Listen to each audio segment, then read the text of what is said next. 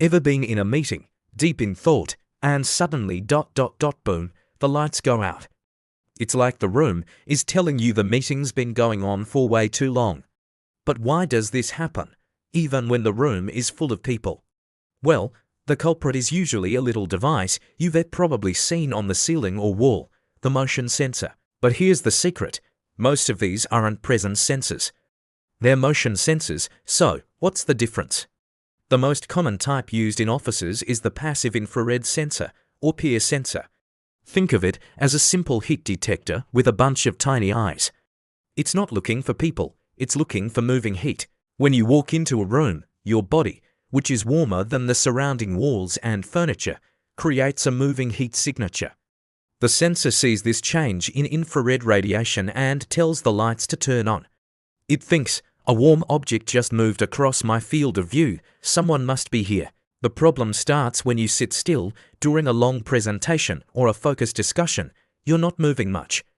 Maybe a slight head nod, or you're just typing quietly. From the sensor's perspective, the room has gone static. The heat signature your body is no longer moving. The sensor has a built-in timer, usually set for energy-saving purposes to something like 15 or 20 minutes. Once that timer runs out without detecting any significant movement, it assumes the room is empty and does its job. It turns off the lights to save electricity. It's not broken, it's just doing exactly what it was designed to do. It's a feature, not a bug. Now, there are a few other things that can make this problem even more annoying. Sometimes, the timeout setting is just way too short. Facility managers often set these timers to the minimum to maximize energy savings, meaning you have to move around more often. Another big factor is sensor placement. If the sensor is in a weird corner or mounted too high, it might have blind spots. It might not be able to see the subtle movements of someone sitting at the far end of a long conference table. It's looking for big movements, like walking or waving, not you fidgeting in your chair. So, what can you do when you're plunged into darkness mid-sentence? The most common solution is the one we all do instinctively, the awkward, frantic wave. Everyone in the room starts waving their arms like they're trying to land a plane. This creates a big, moving heat signal that the sensor can easily detect, which then resets its timer and turns the lights back on. For a more dignified approach, you could just stand up for a moment.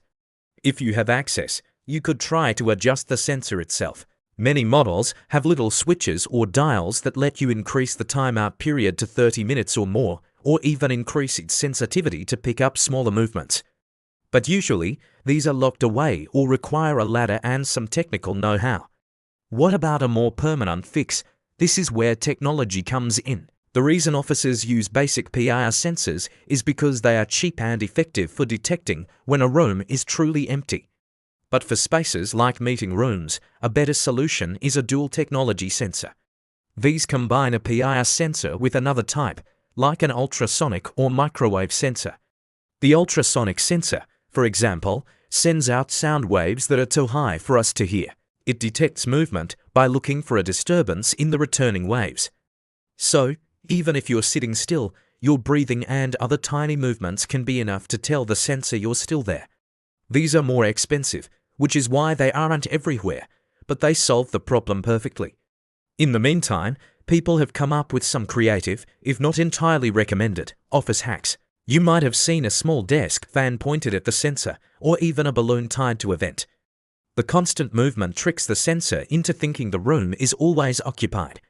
It works, but it kind of defeats the whole purpose of having an energy-saving sensor in the first place.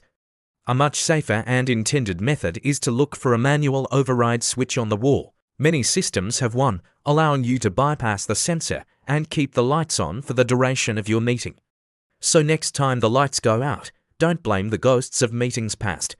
Just remember it's a simple motion sensor doing its job, and a little wave is all it takes to bring back the light.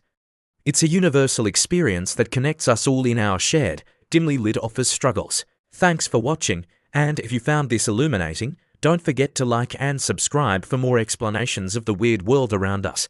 See you in the next one.